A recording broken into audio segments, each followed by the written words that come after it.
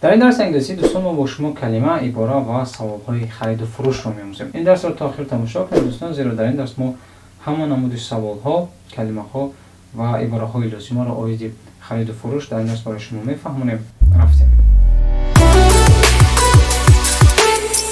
سعی می‌کنیم دوستان از سوال‌هایی که شما از دیگران می‌پرسید تا مغازه رفتن رو. مثلا یکم Can you recommend a good فلانی شاپ. فرض کردیم در اینجا شما می‌بینید toy shop. Can you recommend a good toy shop؟ یعنی شما برای من توصیه داده میتونید یگان مغازه خوبی بازیچه. و در جواب با شما میگویند که the best toy shop is in the فلانی street، یعنی که فلان مغازه کلان دیگر یا اینکه دیگر. فرض کردیم در مثال ما the best toy shop is in the اسماعیل سامانی street. The best toy shop is in the اسماعیل سامانی street. بهترین مغازه بازیچه در کوچه اسماعیل سامانی هست. واریانت دوم، سوال دوم is there a chemist؟ فرض کردیم برای ما داروخانه در کار است. Is there a chemist in the area؟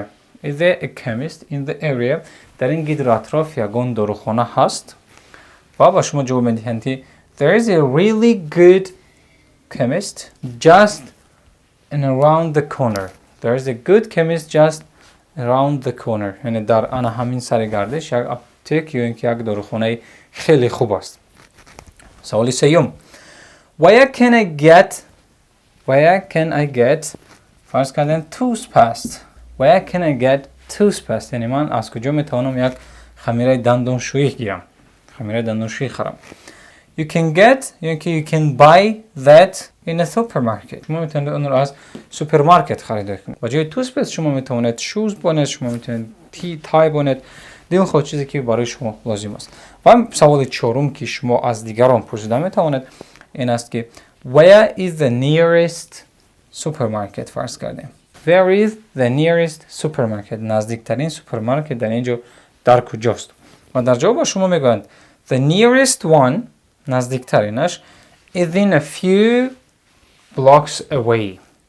نزدیکترینش یک چند کوچه دورتر است، یعنی که in a few the nearest one is in a few lights away. lights in چراغک است، سویتافور که ما اونها رو در چراغ‌ها میشماریم.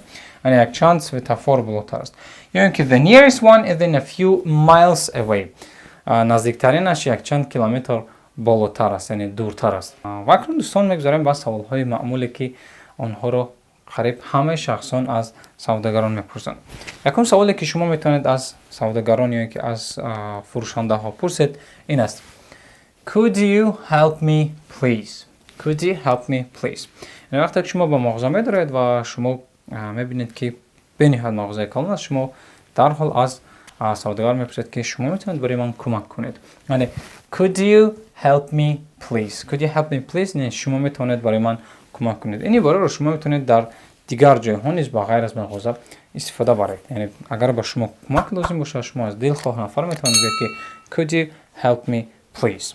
سوال دومی که شما میتونید پرسید Excuse me I'm looking for یعنی ببخشید excuse me من کفته ایستادم با من لازم هست و با جای for شما آن همون چیزی لازمه خود رو میمونید. فرض کردیم بگذار این car toy باشد.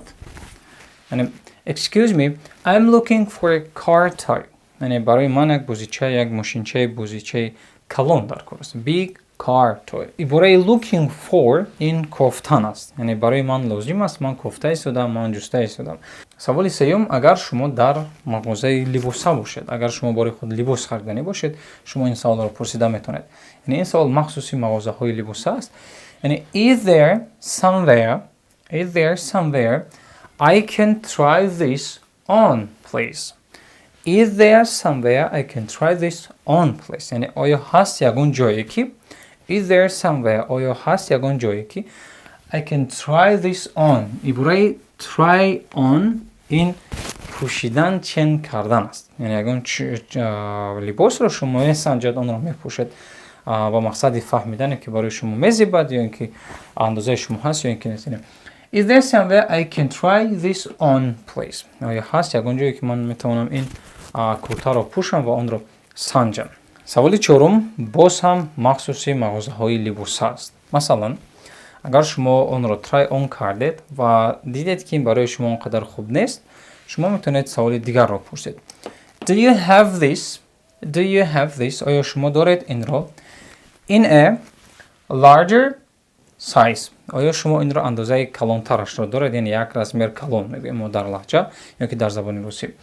Do you have this in a smaller size؟ و اگر برای شما برعکس شد باشد، شما میتونید بگید که یگان اندازه خردترش رو دارید.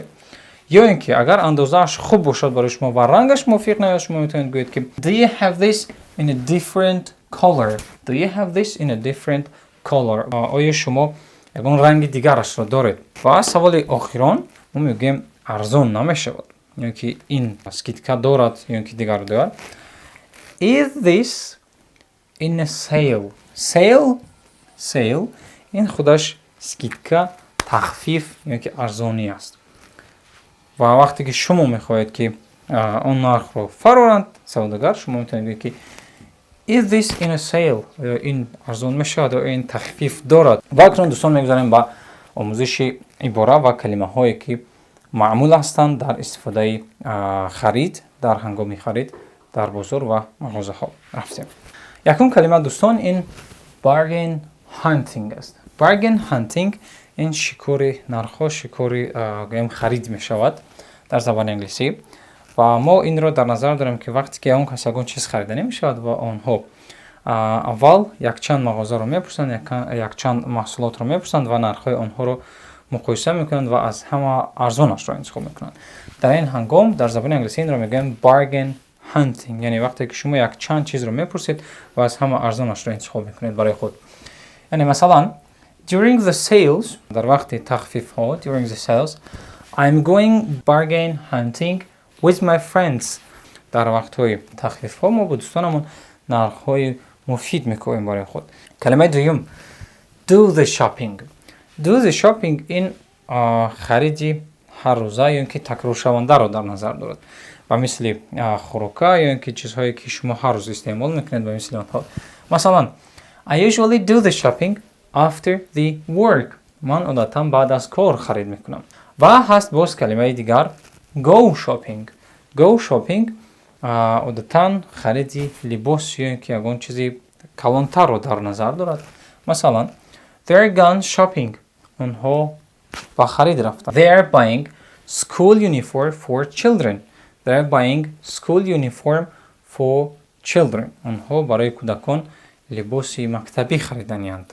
و اگر دوستان برای شاپینگ پول شما کمی کند، دوستی مولوی شما ایمان اینترنشنال برای شما در 1 ساعت قرض می‌دهد. ایمان اینترنشنال همچون دوستی مولوی در فکر تحصیلاتی ما و شما هست، زیرا این ویدیو درس انگلیسی با درسگیری ایمان اینترنشنال است و برای اونی که شما فرزندتان رو با مکتب رو کنید، ایمان اینترنشنال برای شما قرض مخصوص پیشنهاد کرده است. قرض ایمان اینترنشنال شما دیگر در فکر معاش یا اینکه منتظر پسنداز نمیشید، بلکه در 1 ساعت قرض دلخواهتان رو گرفته شاپینگ خود رو اجرا میکنید. لینک آنلاین قرض رو از ایمان اینترنشنال من در شرح این ویدیو میگذارم و بعد از تماشای درس آن را حتما بینید و شاید شما شاپینگ بهتر و خوبتر کنید.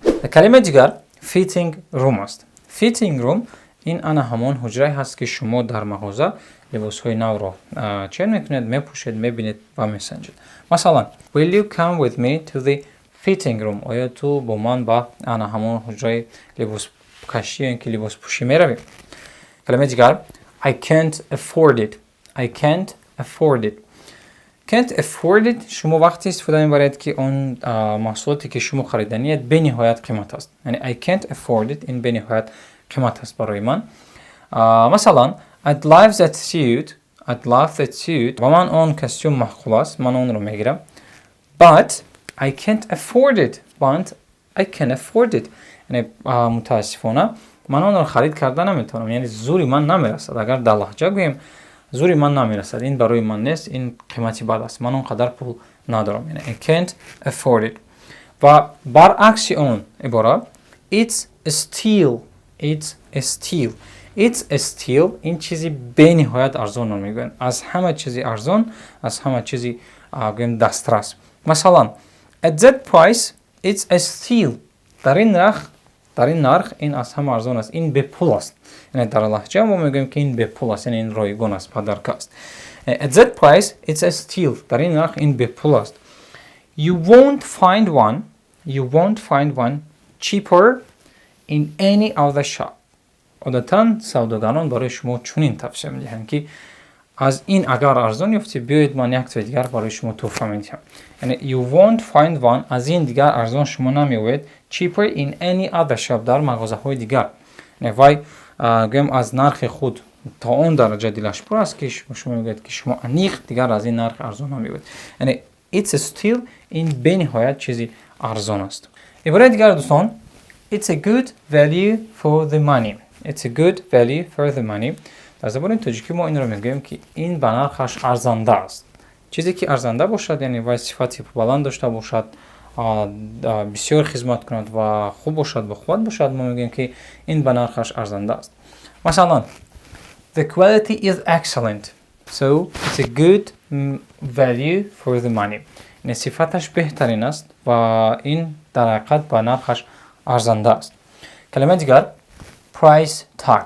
price tag این همون نرخنامه هست که شما در مغازه ها، در مغازه لباس ها، در تن لباس ها میبینید، در مغازه خوراکوری باشد در تن آنها نرخ آنها نویسنده است. price tag است. مثلا before I try it on پیش از آنی که من این را میپوشم، من این را میسنجم. Before I try it on I must see the price tag. من باید نرخ آن را بینم، یعنی من باید نرخنامه آن را بینم. یعنی این اگر به نهایت قیمت باشد من نمیتوانم اون را سنجم، زیرا من اون را انیق نمیخرم.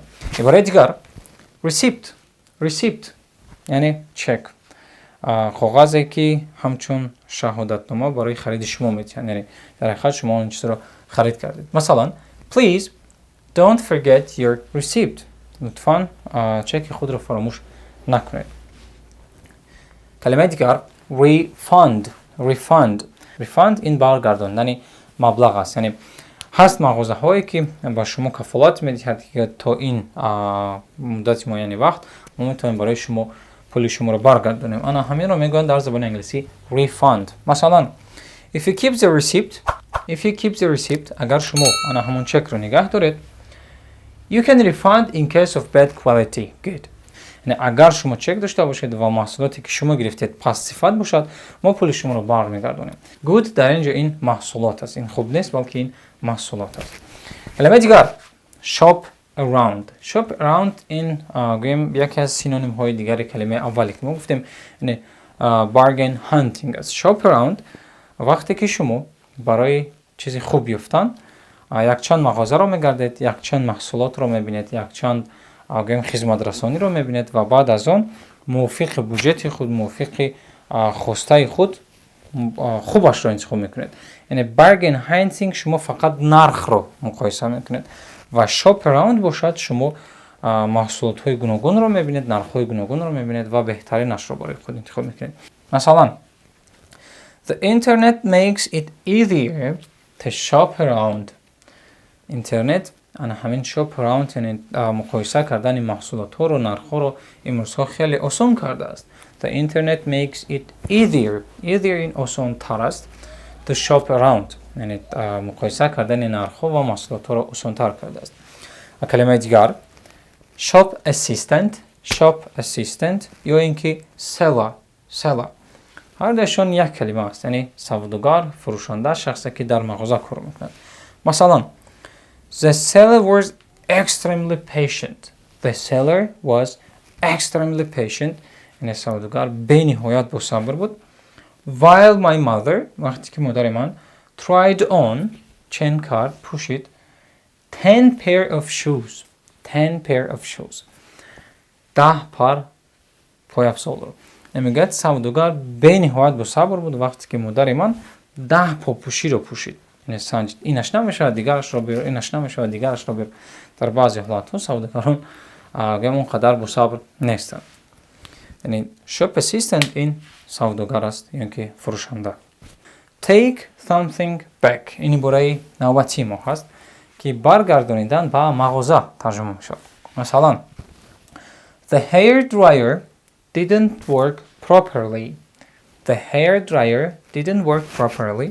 یعنی موی قاق کنک، موی خوش کنک خوب کار نکرد، درست کار نکرد. So she took it back to the shop. و برای همین او رو پاس گردوند به مغازین، به مغازه. یعنی او رو برگردوند به مغازه. Take something back. Так, برای دیگر That's a bit pricey. That's a bit pricey. این کمتر قیمت است. فرض کردیم یگون چیزی 10 سومانه در مغازه برای شما 13 سومان میشد.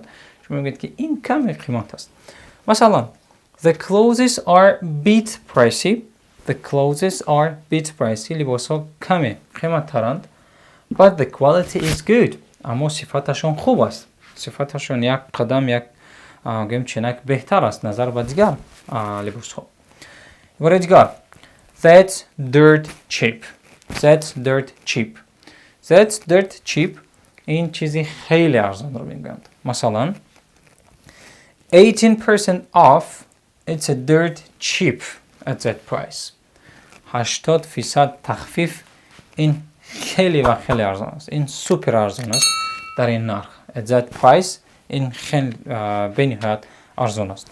انتونی عباره dirt cheap این rip off است. یعنی that's a rip off وقتی که یگون چیزی 10 سومانه رو برای شما 60 سومان میگوین و شما میگی که این دیوونگی است، این دزدی است. مثلا $10 for orange juice. It's a rip off. It's a rip off. یعنی $10 برای 1 لیتر شربت افلسون این دزدی است. That's a rip off. این دیوونگی است. این حرف شما از کجا آوردید؟ و آخرین کلمه برای امروز دوستان این window shopping است. window shopping این حالتی هست که شما با مغازه می روید، با درونی مغازه نمیدارید، تنها و تنها از تیرزه تماشا میکنید و برمیگردید به خانه. مثلا I haven't been paid yet. I haven't been paid yet. یعنی برای من تا حال پول ندادن، یعنی من معاشم را حالا نگرفتم. So I'll do the window shopping. So I'll do the window shopping. و من برای همین window shopping میکنم. یعنی من تنها تماشا میروم. من تنها تماشا میکنم و خلاص. یعنی نرخ نمیپرسم، اون رو چه نمیکنم، نمیبینم، دیگر کار نمیکنم. I'll do the window shopping.